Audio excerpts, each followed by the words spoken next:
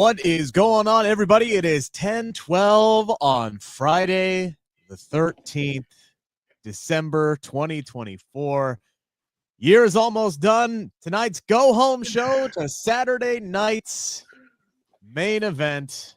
Dutch Mantell is excited to talk about tonight's 2 hours of hot action from Hartford, Connecticut, baby.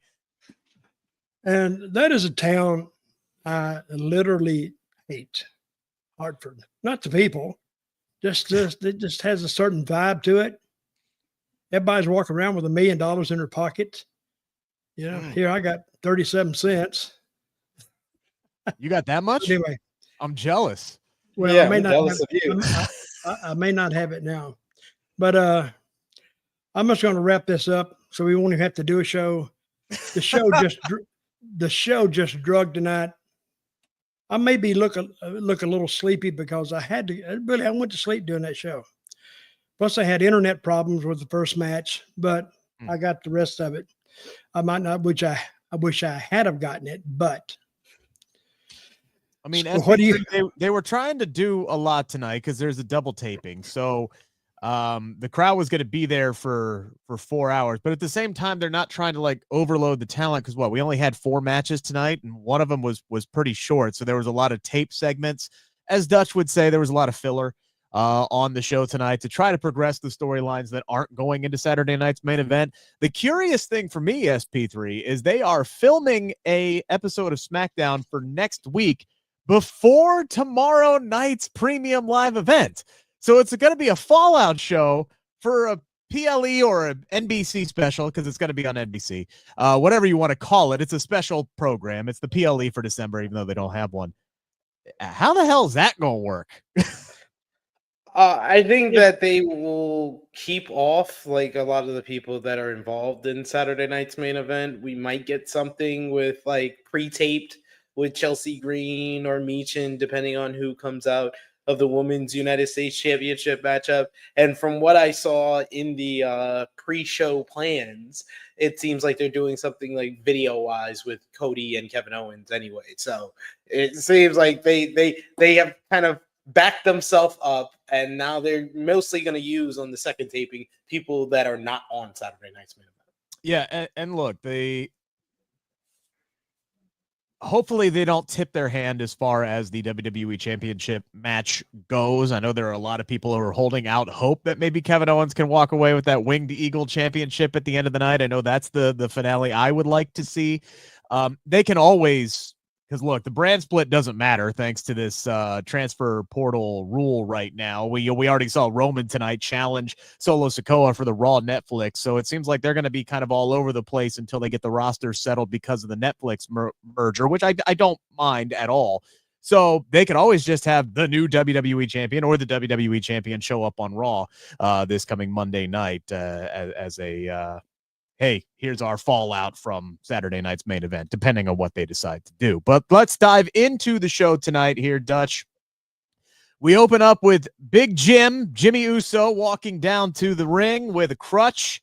Broke his toe at Survivor Series, obviously. Said despite only having one good big toe, it's going to be a big 2025 for Big Jim. And then he got met with a big-ass Claymore kick from Drew McIntyre, who came out of nowhere and was escorted from ringside with a big-ass smile on his face. Could I say big enough in that setup? Man, this was there – because they were taping that first hour early. Anybody else catch some, like, piped-in crowd noise? Yep, during Jimmy's promo. This one? All the way through. All the way through Jimmy's promo. Yeah, it was the crowd was kind of sitting on their hands for a lot of the show tonight. This was definitely, as Cody would call it, a you got to earn it crowd. And some people did earn it in spots, but the crowd wasn't feeling Big Jim tonight, Dutch, until he got his head kicked off. Well, let me say something about this. This was the part of the show that it was messed up. I was still trying to get it on USA, and I couldn't do it. I have the most complicated friggin' system of cable TV I've ever seen in my life. Hell, they can put damn moon ships on the moon easier than I can get damn pull up with that damn Fubo account. It's crazy. But I missed that. So anyway, I'd say switch to YouTube, but they just jack their prices. did they? Oh, I can't Yes. have that. I can't have that. I So can barely have I that. can't start talking about anything to the Tiffany match. Yeah. Well, okay. So SP3, we get Jimmy Uso down there, and look, he had some nice things to say. Said he's proud of what Roman's been able to accomplish, what Jay's been able to accomplish, and what Solo's been able to accomplish. And then he pretty much acknowledged the elephant in the room when it comes to his career as a solos performer. He has been he ain't done shit. Let's be honest. He ain't done much as far as, if you look at all the members of the bloodline who have been elevated around Roman Reigns, there seems to have been one person left behind, and it was him. And he's like, look, 2025 is going to be a big year for me. And then he gets his head kicked off by Drew McIntyre. If that is not foreshadowing, I don't know what is.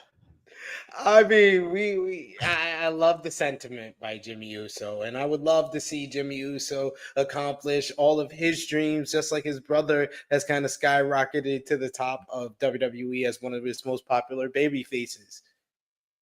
But I'm gonna be honest with you, I just don't see it.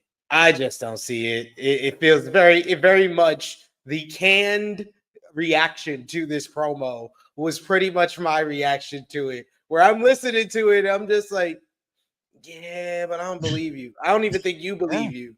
I don't believe you. I don't think you believe you. I don't think any of these people believe you. That's why I'm hearing canned reaction. Yeah, it was rough. I will say that Drew coming back out there and Claymore kicking him and then just walking to the back with that smug ass look on his face. That man has just, over the last year, hit his prime zone. He knows exactly what he's doing. He knows who he is, who his character is. And so much of it is based on, real life, actual frustrations and truth. And he has just absolutely nailed where he's at. And poor Sami Zayn is just going to get absolutely murdered tomorrow night live on NBC. We come back from commercial break. SmackDown GM Nick Aldis is escorting Drew McIntyre to his office, and that's where we get the backstory of why Drew is even there. He wants to talk to him about possibly coming over to SmackDown as part of the transfer portal, and the entire time he's getting reamed out, Drew McIntyre's just got that smirk on his face, and it's absolutely hilarious. But he runs into Bianca Belair and Naomi. And Belair asks about, the investigation into Jade Cargill's attacker. He says, look, we are no closer to figuring that out, but due to her injury, we're going to have to vacate the women's tag team championships. That's when Naomi steps in and offers to fill in for Jade Cargill, and Aldis agrees, says, all right, fine, but you're going to be fighting champions. You're going to defend the titles next week. SP3, the plot thickens here. There's a lot of people on social media who are going, there it is. This means Naomi definitely attacked Jade Cargill, right? Definitely means she did it. I don't believe that. But I like that WWE are basically crafting this story to make fans believe that. And I like the fact that you can now spin this in a way where we don't know who attacked Jade Cargill, but Jade Cargill is the one who is getting the heel turn, where she can come back and she can believe that Naomi is the one that attacked her and attack Naomi without Naomi becoming a babyface. And then we can finally find out that it was Bianca all along or something like that. I don't know where this is going to go, but I'm interested in how they're telling the story so far.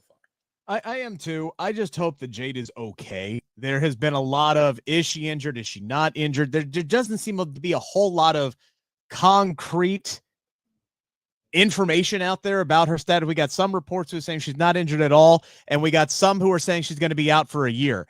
That's a hell of a spectrum. She's either fine or she's gone until 2026. That is wow. There is definitely some misinformation out there. Well, there's some room to move around in that spectrum. A lot of room. I mean, dang. I'm all for like blurring the lines, but man,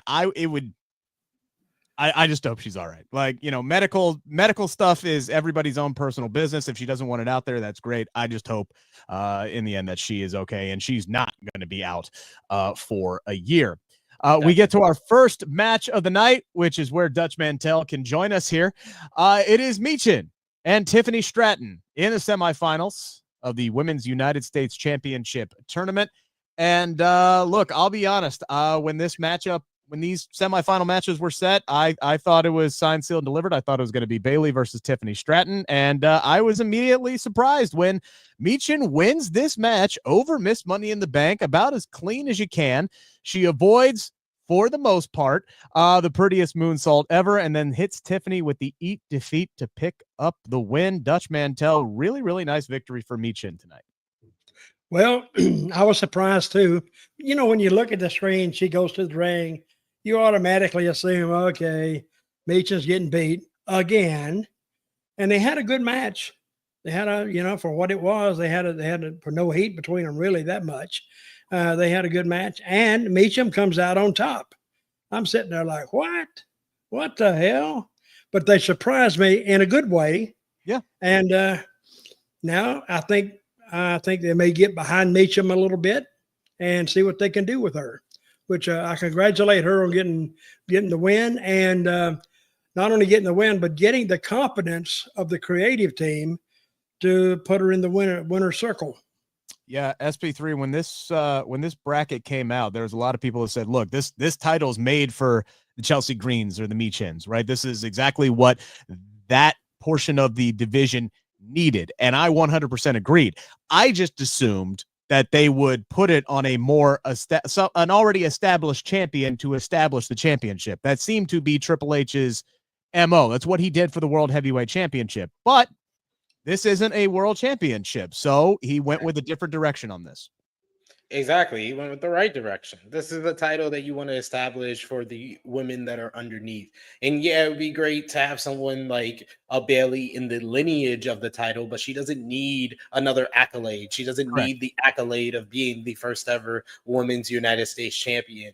The Michin or Chelsea Green will get a lot more out of that than Bayley ever would. So I think that this is all about kind of rewarding these two women for the rivalry that they had earlier this year that kind of got them a better connection with the fans, whether it's Chelsea as the heel or Michin as the babyface. And now they get this big stage, a Saturday night's main event, to determine the first ever champion. So I dig it. I like the opportunity. Love Michin. She's an amazing person outside of the ring. Yes. And she's been doing really good work throughout this year in getting more opportunities. So I'm happy that she got this one. And yes, I was also very surprised. I had Tiffany Stratton and Chelsea Green in the finals. I was not surprised that Bayley lost, but I was surprised Tiffany Stratton did. And I want them to understand, do not make this a habit. You have something special in Tiffany Stratton. She's a star. You don't need to have these stars losing all the time. And you, sir, almost hit almost hit that prettiest moonsault ever. She hit it. She hit it, and then Michin just got up, hit her finisher, and it was over. She was trying to roll out of the way. I was trying to be nice. She tried to roll out of the way and ended up rolling into it. And it was like, you zigged when you should have zagged on that one. I think it kind of confused the crowd there a little bit too. How can you intend to roll away and you roll into? How can you do that? Yeah. How's that done? Mistakes were made. Okay, mistakes were made. Dutch, as well as anybody, shit happens in the ring. You just got to move on. Just got to press on. That's all. She wasn't trying to no-sell the prettiest moonsault. I'll say that much. That was not what it was. It was not what it was. When you make a mistake in the ring and everybody saw it, you go, oh, God, oh, God. God damn it. You grab a headlock. but she did the right thing. She just kept moving. She road warrior that stuff, man. She just got up. No, she's like, nah, y'all didn't see shit. Make sure to get your I see you guys in the chat. I appreciate you guys. If you send in a super chat, that's the guaranteed way to get your comment read on the air. And I'll try to get to some of these before we get off of the air today. But again, super chat, guaranteed way to get your comment read on the air. There was a DIY video package, the first of many that we saw tonight. The new WWE Tag Team Champions cutting an excellent promo, I thought anyway, about doing whatever it took to get their titles back after they were screwed in Johnny Gargano's hometown of Cleveland. Gargano talking about, he promised that he was going to do everything in his power to get those titles back. He just didn't know what that meant at the time, and he finally saw Tommaso Ciampa's viewpoint of way to how to get things back. Said he was glad to see the Motor City Machine Guns get their flowers. Just came at the wrong time. Dutch, I was not here last week. What did you think of DIY winning the tag titles? What did you think of their victory lap here tonight? Well, it got them to another phase of this. I'm not a real big fan of DIY, but they are a good team. As far as their wrestling ability is concerned, they're top notch. And for Saban and that team over there, Detroit's Motor City Machine Guns, again, a great team. Not a lot of personality in either of these teams. And they're not super big. They just depend on their moves. But let's see where the story goes. I think this was a good step in the direction to get it started. Now, at least they have eyeballs on them, so let's see what they do. Okay, creative team, I'm throwing it to you. Surprise me. And they might send back like, screw you, Dutch. What I got to surprise you with a shit, you bastard. Yeah, SP3. I didn't mind the title change last week. I love the change of direction for DIY because it seemed like for months they've been teasing the tension between these two, and are they going to split? Is Johnny going to stay babyface? I think keeping them together, I think moving them in this heel direction was the right way to go because they just were not quite picking up the same adulation as babyfaces as they were during their NXT days. I mean, I think that this is Triple H's opportunity to finally tell a different story with DIY. He was really trying to recapture the magic that was babyface DIY in 2016, 2017 stuff. And that was like 7 years ago. It's time to move on. It's time to tell a different story. So I like the direction that they went at. Tommaso Ciampa, I think he thrives as a heel. And Johnny Gargano, I think he thrives as a babyface, but he showed in NXT in the Way storyline that he can be an effective heel. So I think that he comes across as kind of like a mastermind in this whole promo. I like them saying that, we always wanted Motor City Machine Gun to get their flowers. It's just too bad it had to happen at their funeral. That was a great line. I was like, A+ stuff. I like the fact that they are building an actual feud in the tag team divisions, but because it's been a minute. I mean, it's been a minute.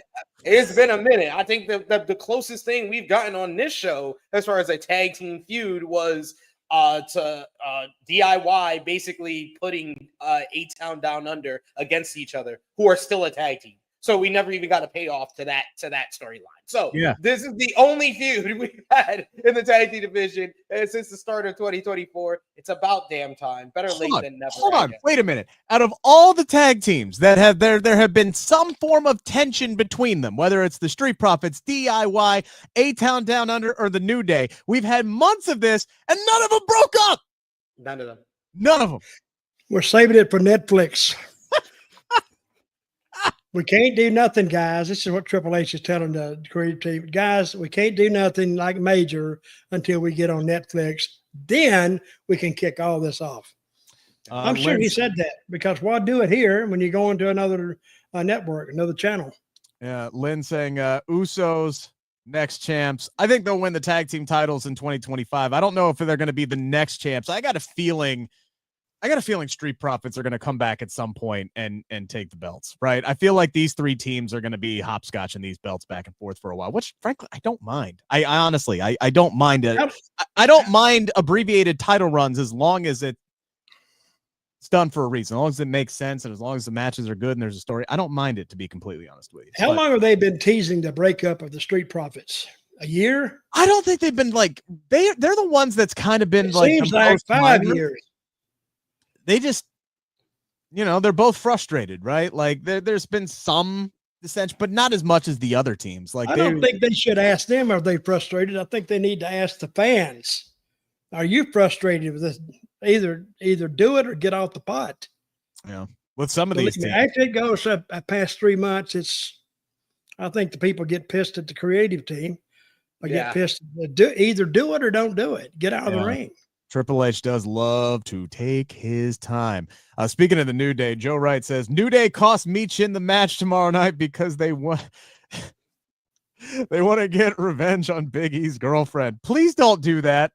Y'all remember the last time that they interjected a man in like the first ever women's match for something? It did not go well. Don't do it again. Do not repeat history on that one, Triple H. Tell me the history there.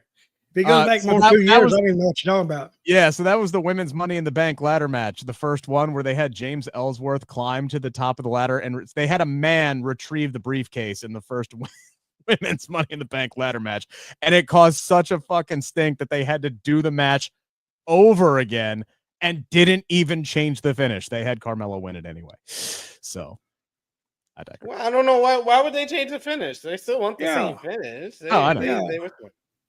Well, and when was this? The first women's 2017. Yeah, it was 2017. Well, I know. I remember reading somewhere that Carmella honestly thought they were going to change the finish. They thought they were going to have Becky win the match the second time, and then they didn't. So I think that's kind of where I'm getting that from. Anywho, let's move on. So we had we heard from the OTC, Roman Reigns addressing SmackDown remotely tonight, and he kind of gives us a overview of 2024, saying it's been a bit of a rough year for him. He lost his WWE Championship, he lost his Wise Man and his Bloodline, but most importantly, he lost his Ula Fala, a symbol of leadership that he earned from his father and his uncle. And then Roman proposed to end this bloodline civil war nonsense once and for all. He says, let's leave our cohorts aside. It is me. It is Solo. Tribal combat, for only the second time in WWE history, tribal combat on the Raw Netflix premiere January 6th. They are loading that sumbitch up. That is basically the January PLE, but it's going to be live on Netflix for everybody. Dutch, what'd you think? No, so what do they call the thing he hangs around his neck? The what? Ula Fala. And he lost. I don't know what he's damn so concerned about. He needs to go to WWE shop and just buy him another one, just get one and put it on there. Yeah, it's for something like $10. I don't think it carries the same weight as the one his dad gave him.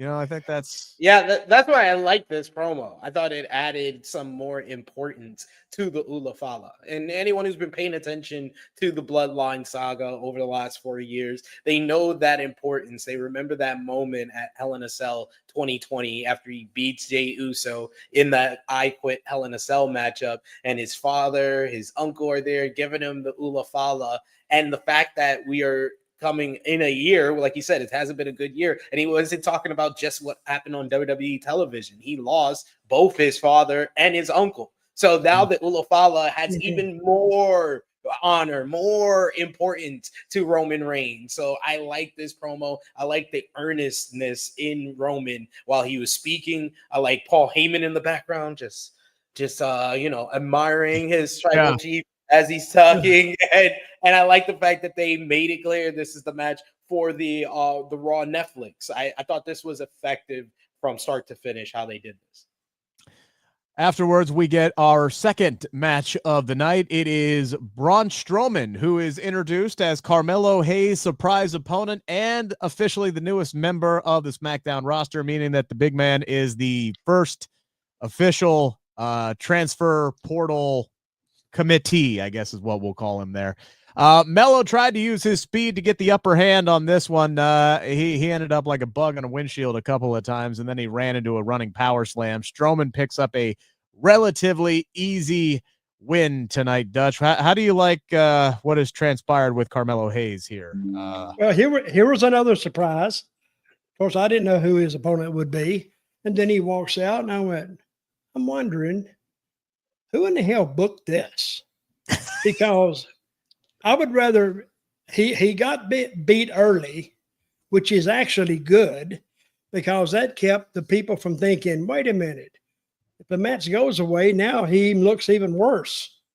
So at least he beat him early, 1, 2, 3, and we got up and we got out of there.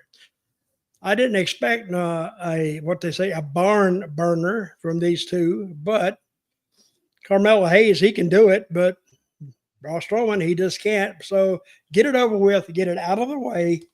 And when's the last time we saw Strowman on TV? He like tore or pulled his groin. shoulder. Yeah, so guess he didn't tear it too badly, but he had a groin injury on Raw a few months back, so he's been out. Okay. End of September was his last match, so I think it was the September 30th Raw. Yeah. Well, he's been out a while. Anyway, that was, and the finish. The surprise is Strowman showing up, and then the finish that surprised me too. That's the second time I was surprised on this show. We have a third one too coming up. SP3, what do you make? Because we got some people who are like, why the hell they beat Melo in 90 seconds? Well, he lost to Braun Strowman. There was a distinct size advantage. They went with the realism aspect of this one. I mean, Melo looked like a child next to Braun Strowman. He looked like a dweeb. I don't like this. I don't like this. Like, you can't be making my man Melo look like this. I'm a huge Carmelo Hayes fan, and I didn't like this at all. I just didn't like it. I know there's Braun Strowman fans out there that enjoy this, and yes, there is the realistic thing of Braun being so much bigger than Carmelo, but you couldn't use anybody else. It had to be Melo here. Like, he loses all the time now. Like, when was the last time? Melo won was when he was still in the best of 7 with Andrade. Well, he had a few wins not too long ago. Yeah, in the best of 7. That's it. And now we thought, okay, now he's starting his move, and now he just drops off that cliff and he's right back where he started. Mind you, the best of 7 that never had a conclusion. Right. Went to a draw, a no contest in the 7th game. The only storyline he's been in since he's been on the main roster did not have a conclusion, and now he's losing in 90 seconds. I am sorry. I am not optimistic about his future after this type of book. Yeah, when you look at his counterpart in NXT, right? We're talking about a former NXT champion here in Carmelo Hayes, a guy who will always be linked to Braun Breaker because they came into NXT at pretty much the exact same time. They had very similar trajectories. Both won the NXT championship, were both high draft picks to their respective brands when they were called up. Those guys are always going to be linked to one another. If you look at where Braun Breaker is right now on the main roster compared to where Carmelo Hayes is on the main roster, it's a little head scratch. Actually, it's a lot head scratching. Like, that's why I was kind of hoping Carmelo would win the United States Championship when he had an opportunity, because that would get him up to a level playing field with Braun as they continue to, elevate with one another. It's not happening right now for Carmelo Hayes. Hopefully they got something of substance for him down the line. But yeah, I did not like this. Speaking of the United States Championship, we saw the former champion backstage with Byron Saxton. Says he wanted no part of the Bloodline business at Survivor Series because it was none of his business. But now Solo Sikoa got his dumb red necklace in the way of him getting back his gold belt, and he said he was going to shove his foot up his fat ass. Solo Sikoa hits the ring for his match with LA Knight, immediately is interrupted before he could really speak. Looked like he was about to respond to Roman Reigns. Knight took it to Solo Sikoa in this matchup, able to overcome the numbers game for much of the match. And just as it looked like he was able to pick up the win here, Dutch, Jacob Fatu pulls him out of the ring. This was after a really, really sick back body drop onto the announcer's desk. Jacob Fatu afterwards just beat this man like he owed him money. He assaulted that man. He assaulted that man like it was nothing. No kidding. That man is impressive. And he is.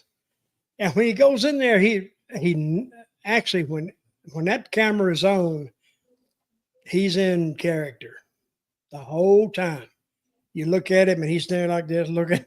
You go, what the hell is going on with this guy?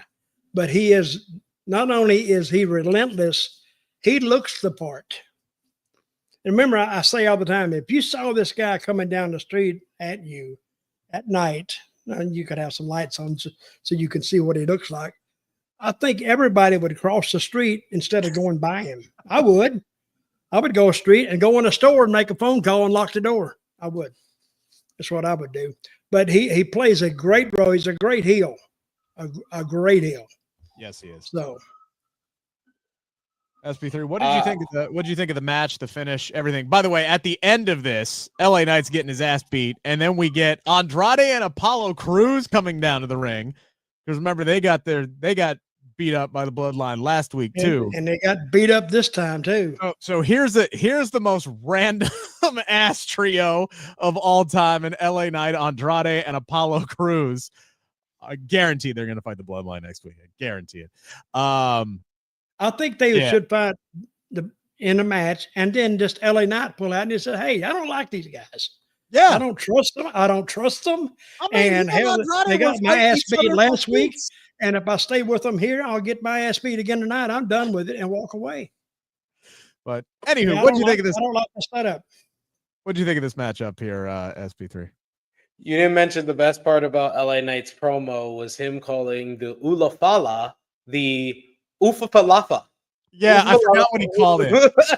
I forgot what he called it. I'm like, did he call it the Oompa Loompa? Did he call it the falafel? I don't know. He called it the Ufalafa. Ufalafa. That Ufalafa. That Ufalafa. He's doing the head thing and everything. It was great. Great stuff. Great LA Knight promo here. Good. And the match, it was kind of slow to start and slow in the middle, and then it picked up towards the end. So pretty good finish to the matchup, despite the DQ finish with Jacob Fatu coming in, and it made Jacob Fatu look like the absolute savage that this man is. He is the beast, the difference maker of the Bloodline. The thing that makes them dangerous right now is Jacob Fatu. So glad that the post match did that, and Andrade and Apollo look like dweebs. Well, they look like what? What they look like? They look like dweebs. They came out. They came out all tough, ran down, trying to make the save, and then they got laid the hell out by one guy. By one guy with his thumb. One guy's thumb. Not even a guy just beating the hell out of them like Jacob Fatu. It was Solo Sikoa's thumb. I mean, that's strongest thumb in the world. It's a deadly thumb. It's a deadly ass thumb. According to our review, Melo is beating Braun on next week's taping. So there's. No, there we go. You just spoiled it. You guys are just spoiling stuff. I mean, it was in the chat. He just threw it out there. I'm talking about the both of y'all. I'm pointing the finger at the both of y'all. You're complicit in this. You're complicit. Yeah. Everybody's going to read the spoilers anyway. Y'all know it. I always read the spoilers, so I don't have to watch it.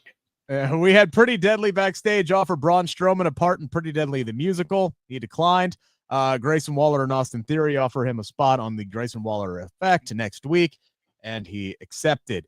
Our second semifinal matchup, Chelsea Green and Bayley tonight, and Dutch is very, very happy because Chelsea Green advanced to the finals of the Women's United States Championship tournament, and this was about as clean as a Chelsea Green victory gets. Bayley took her eye off the ball on this one. She dove to the outside to take out Piper Niven, who had pulled Chelsea out of the ring. That allowed Chelsea to chuck Bayley over the barricade. Then she crawls into the ring, screaming at the referee to count to try to get the count out victory. And she's like sitting there praying in the middle of the ring, like, please God, get to 10, get to 10. I've seen this about as much as I can take in one show. A lot of praying going on.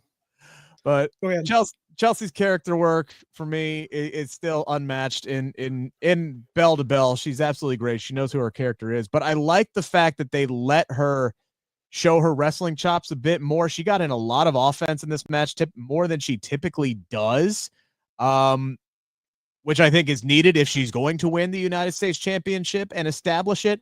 Bayley makes it back into the ring, SP3, but she runs into a knee and an unprettier and a 3 count. This one, the way that it ended, I was expecting more shenanigans than this, but this makes Chelsea look really, really good. This was a really well done surprise win for Chelsea. She comes off, even though she's the heel, she comes off as like an underdog heel. where you don't expect her to win. Despite me predicting Chelsea to win this entire tournament at the start, I was still surprised by this finish and how strong it made Chelsea look. She was resourceful. She took advantage of the distraction of Piper, but she didn't use Piper to get the win. She utilized what was available to her. She tried to get the count out victory. She wasn't able to, so she capitalized quickly when Bayley got back into the ring, and she got the win on her own. So Chelsea looks good heading into Saturday night's main event, and crown Chelsea. We heard long ago during that build to Money in the Bank, she stood out. The backstage noticed it. Yeah. They were going to give her a big push, and we've been waiting. We've been waiting way too long. We got to end 2024 with Chelsea Green with some championship gold. See, the people don't hate Chelsea Green. They don't even dislike her. They like to watch her. She's too damn entertaining to hate. And she will be, within a year, she'll be one of the biggest female baby faces that they've had. And they can do anything with it because her range is so vast. She can cry and she can act stupid and she can act happy and her smile, and she has all the acting chops to get everything over that they want to get over. And if she gets hurt or she loses something, she can be sad and everybody else is sad with her. So I knew her back in TNA, and I could see it there because she's a natural, and I think they would be well served to really play to her capabilities because she's the real deal. I'm a big Chelsea fan, as you she can wrestle too. May not have known up to now. Okay. Yeah, she can wrestle too. She hasn't had a whole lot of opportunities to don't really get that in it. Don't get that I'm into just it. saying she's got all the tools. Don't ruin it. She's ruin it. All the tools to appease anybody, to appease the work rate crowd. She can appease them too. So she checks all the boxes. She can do anything and everything. Yeah. And even if she's hurt, like whatever, there's no reason to keep her off the television because you can utilize her in so many different ways. She can do anything. Sid, didn't I just say that?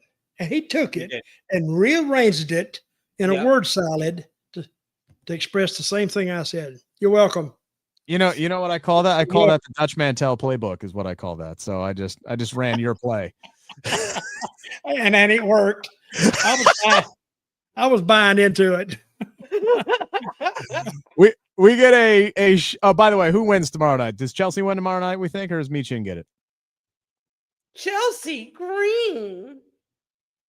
What do you think, Dutch? I know you're rooting for Chelsea, but who do you think wins? But I think it's going to end up with Chelsea with the title anyway. So they may just have it but we're on NBC, aren't we? Yes. It'd be a great place for her to win it on NBC because what do you think the viewership will be on this? I'm going to go with strong 5 million. Really? No, I think that 5 million should be like the high. I think they should minimum of probably like 2 to 3. I was gonna say 2.3. Well, I'll say from 1 to 4, somewhere in there. I think I'll hit it. No, but I think 3.5. Okay. That's a lot because I'm sitting here and I'm thinking because they were typically doing somewhere around 1.8, 2.1, somewhere in that range for SmackDown when it was on Fox. So NBC, this being a higher profile event, I could see somewhere around 2.5 to 3. I would guess would be my guess. Okay, would be my guess. And I'll tell you what, if they have Cody Rhodes, if they do something major like a WWE title change on this program tomorrow, they'll get even more eyes on it the week before the Royal Rumble when they air the next one. I would love to see them establish it with something shocking tomorrow, in all honesty. That's probably, I mean, it can happen, so I'm not going to say it's not going to happen, but I doubt it. I extremely doubt it. I'm trying to will it to happen more than anything. I can tell. Yes. We had a Shinsuke Nakamura video package that aired, warned LA Knight that he was just the first. And I'm assuming his line of victims claim that Knight did not deserve the United States Championship, and now he is stuck clawing for what he will never gain again. We get Nia Jax backstage consoling Tiffany Stratton after her loss tonight. Then we get Candice LeRae coming in to interrupt to inform Nia that it will be her and Nia facing Bianca and Naomi for the women's tag team titles next week on SmackDown. She then told Tiffany not to worry about her loss tonight because just maybe singles wrestling is not her thing. Tiffany then angrily clutched at her Money in the Bank briefcase as Candice walked away. We are inching closer here, gentlemen, to the Tiffany Stratton cash in with the Money in the Bank. When do we expect that to happen? I'm still thinking Royal Rumble. At this point, unless they give Nia a title match on Netflix. It's just gonna happen. Nia's gonna be there. It's not gonna be a match. It's probably gonna be like an angle. Nia's gonna be there. She gets knocked down or knocked out, and Tiffany cashes in. You got to do stuff like that. That's the type of stuff you put on the Raw on Netflix. That's the type of stuff you would put on a Saturday night's main event. That type of stuff, like Money in the Bank contract for like the new viewers and new eyes that they're gonna get with being on NBC tomorrow, being on Netflix in January. They gotta do the cash in and stuff so they see it. So they'd be like, sure. You could talk about it till you're blue in the face, but the fans, the newer fans, have to see certain stuff, and a Money in the Bank cash in is one of those. How many weeks before we go to Netflix? 3? 3 weeks. Yep. 3 weeks. 2 weeks till Christmas, 3 weeks to New Year's. So 3 weeks. Well, I don't know the thinking of creative, but I would do it a little closer to the 6th if they can, and let it be fresh in everybody's mind. I don't know exactly what they're going to do. I think doing it Saturday night is a little too early, I think. Maybe. But who knows? What I know, I don't know. I didn't sit in on their conversations. So, okay, who is in charge of creative if Triple H is not there? Bruce Pritchard, Gerwitz. No, I don't think Gerwitz works there anymore unless The Rock's there. Yeah. I think it's Bruce Pritchard. Bruce, Michael Hayes, maybe Paul Heyman. I'm sure it would be a collaborative effort between. Well, I mean, Bruce Pritchard's in chair 2, so I think that it's Bruce Pritchard. He's right there. If you see all the footage of Triple H in the chair, who's next to him all the time? It's Bruce Pritchard. So yeah. I would just assume if he's the understudy to Romeo, I think that if Romeo is out, he would be Romeo. All right. Our final segment of the night. I didn't get an answer, but I gave you the same answer like 5 different ways. He said Bruce Pritchard like 14 times. How is that? Yeah, but he said Triple H too. So who is? I said Triple H is in the chair. You asked. Okay, wait a minute. Let me ask you this question. Oh my God. Is Bruce back yet? He is or no? He was out. I heard like a report or a rumor that he was on the way back. Yeah, so he might not be there yet. I'm not sure. So, but you're putting him in charge, and he's not even back there. What? So you want to know who's number 3? You want to know who's number 3 in charge? So in case number 2 and I'm number just 1 asking. there? I'm just asking, just for the sake of our listeners. I know. You're trying to go through a chain of command. So I would say if 1 and 2 are gone, then it would be Lee Fitting, since he's the executive producer. How I know that is because I pay attention to the ending credits. There you go. And what does that tell you? He's the executive producer. So I mean, what's his name? Lee Fitting. Lee Fitting. Finney. Fitting. Never heard of Fitting. him. Lee Fitting. He's the guy from College Game Day who came over and is pretty much responsible for all of the really cool production shit that we've been seeing for the last year. Good. Yeah. Oh, I noticed those. I was gonna say it's kind of hard not to. Lord.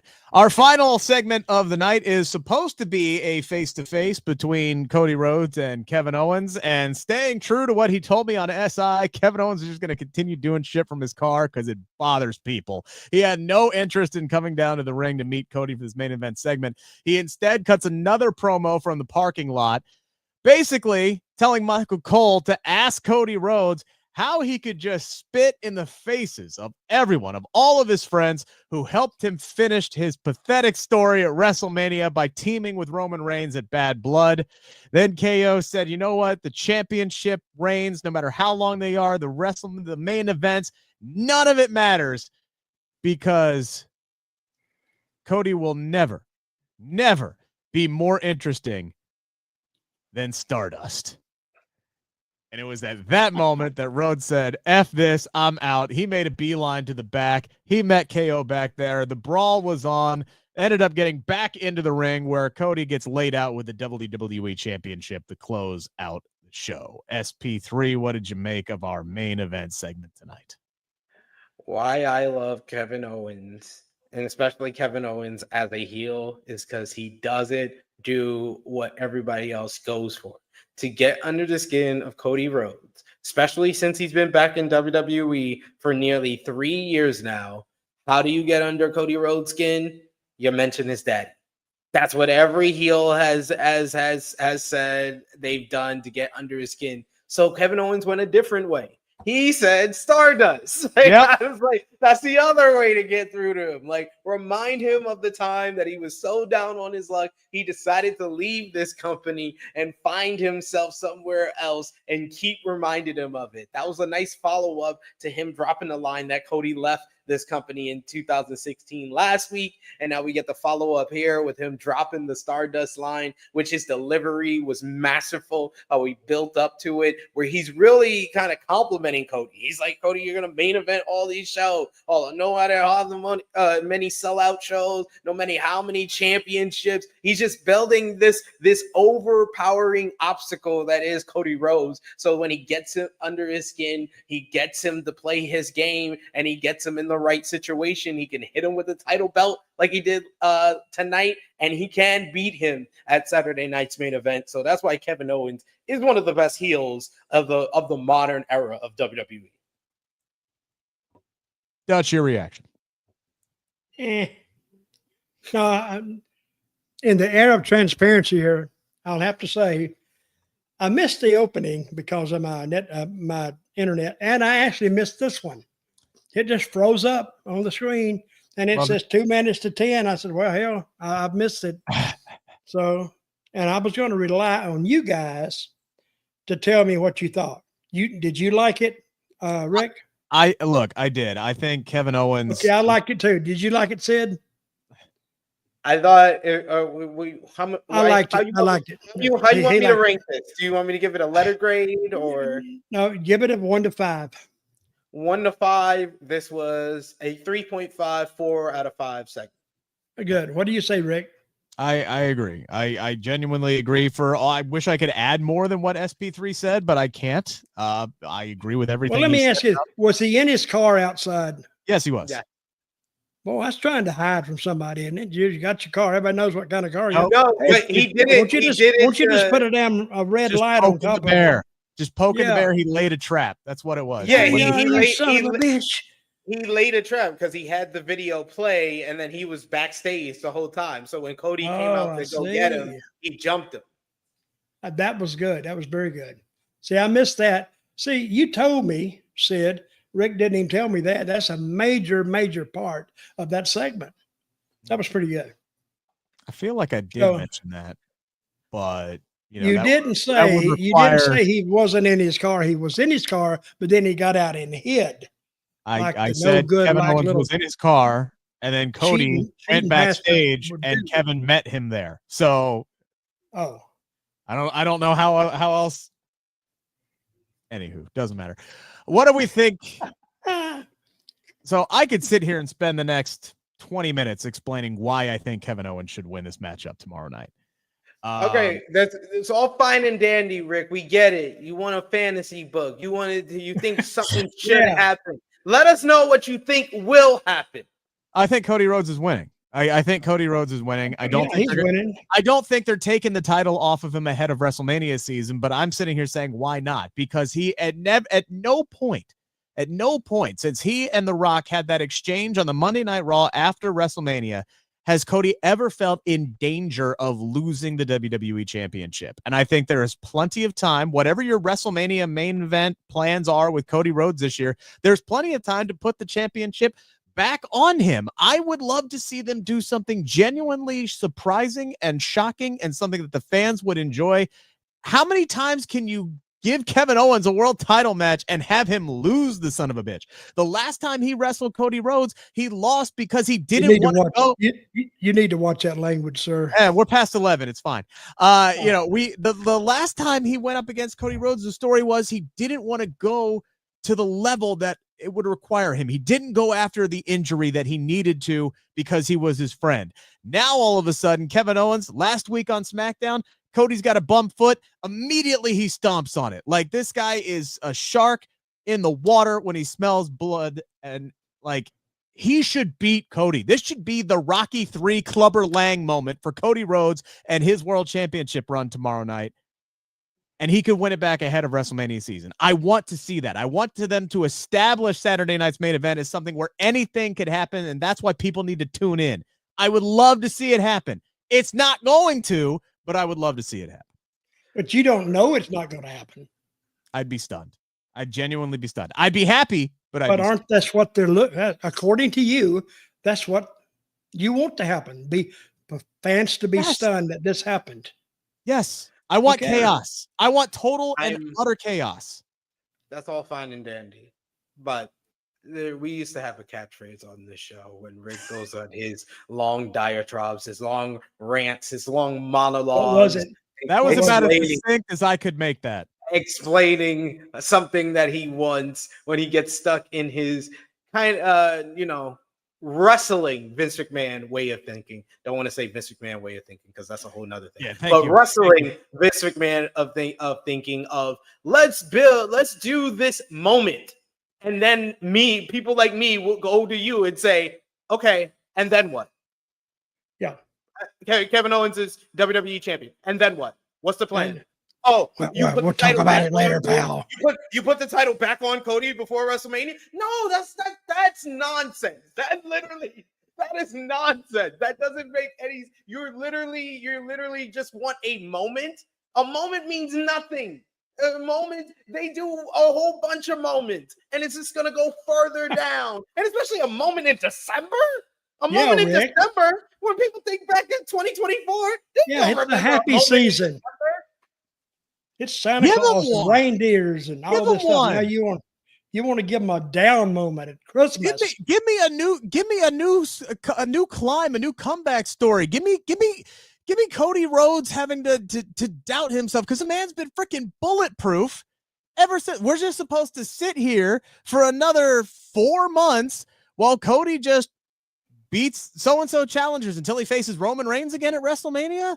That's boring as hell to me. It ain't gonna be Roman Reigns and Cody Rhodes. Cody Rhodes is gonna have to sit his ass on the night 1 main event because, sir, you ain't gonna be no night 2 main event if Dwayne ain't here. If Dwayne ain't a part of these plans, sir, you gonna go on night 1 and we're gonna put Punk and Roman on night 2. That's the main event. That's the real main event of WrestleMania. And it ain't you. So Cody wins tomorrow night. And then what? What does Cody do for the next 4 months? What's his story then? Is it Randy Orton? Is that the direction that they go? Does Randy Orton show back up for Saturday night's main event to help him get the win, or what? What do we think? What I suspect is Cody's going to get the win, but he's going to get it with like a flash roll up, and then KO is they're going to do some big angle to kind of end the show with KO on top, probably injuring Cody. And then that's how you can follow it up on Friday Night SmackDown. You could re-show the angle next Friday. You could have the little pre-tape interviews with the both of them. And then it leads to like a last man standing match at the Royal Rumble. And then not much you have to do after that. We'll pretty much know what's going to go down. We know someone's going to win the Royal Rumble, and we'll know who's going to be, going after whichever title. And then if that's not Randy Orton there, it's going to be Randy Orton at Elimination Chamber, and that's who Cody's going to face on night 1 of WrestleMania. Boom. I just booked the next 4 months. You're welcome, Triple H. And I swear, you lay that out kind of like off the top of your head, but they can make that work. It's literally, and I know for a fact that you can confirm this. This is literally how it happens. That you have a meeting like this, and someone goes, "So what happens?" And then the person just goes on. Whoever has the enthusiasm that day, fuck it, let's do it. That's shit. Hell, quit thinking about it. Hell, what time is it? Oh, time to eat. Hell, let's go. I mean, Triple H puts in his. This is verbatim what he has said. He puts in his GPS coordinates. That's the destination, and it's like, okay, well, how do we get there from here? But there's a lot of different options that they could run with. Honestly, they have done a really good job of. But 2 years ago, they didn't have these options. No, they did not. You could honestly put together, I think, 3 completely different 2-night WrestleMania cards that would be great, genuinely great, with 5, 6 different dream matches or marquee matches to headline those shows. Completely different lineups. So I'd like to see them go with something a little bit different. And frankly, just from a personal, who do you want to see face Cody at WrestleMania? Yeah. Let's say night 1. Can you have ready by next week a lineup for night 1 of WrestleMania? Could I? Just write it? No, not right now. Yeah, give you a week. Next week. Could I get to put together? Yeah. I could put together 2 or 3 different lineups. Yes.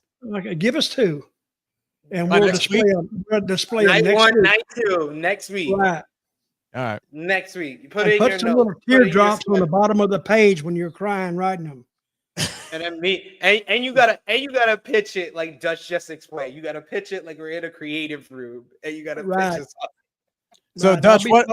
Let me ask you this much, Dutch. What are you gonna do when Finn Balor beats Gunther for the world title tomorrow night?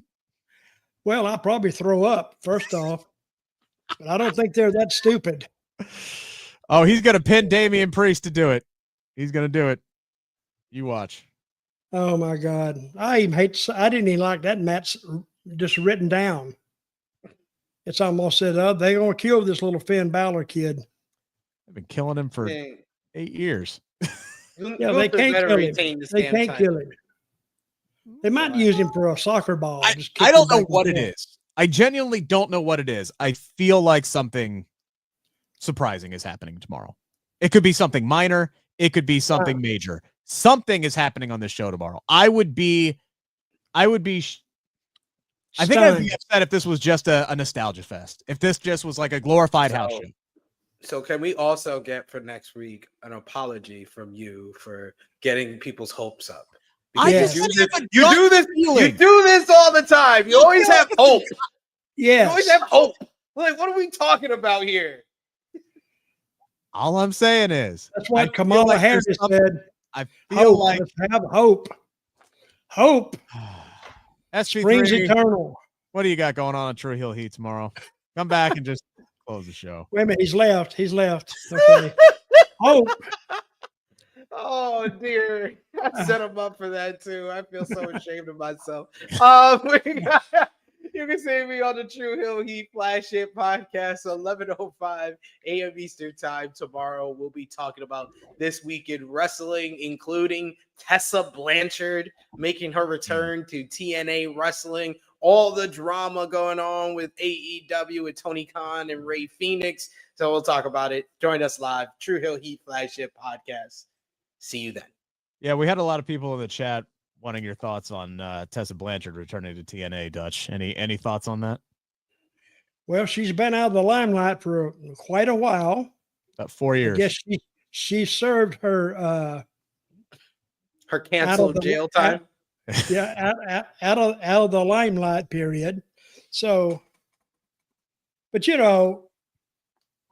I mean, they have never listened to wrestling fans more than what they listen to them now.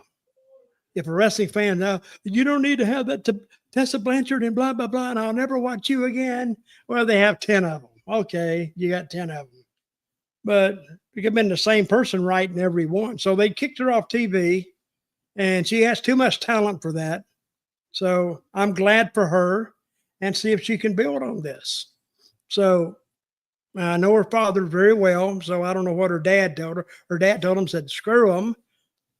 You're going to go as far as you're going to go. And TNA, if TNA is their ticket to get back, more power to her. This is definitely, I feel like, her last shot. It's a second chance. See what you can Boy, do. I tell you, Rick is just a downer. I love for like an actual. I'm saying I hope she gets back and really does well. And Rick says, well, yeah, but it's her last chance. It hell? is. She's got a second chance. Let's see what she can do with it. That's really all I can say about it. Okay. She got a second chance. Don't fuck it up. We'll see you next week, everybody. See ya.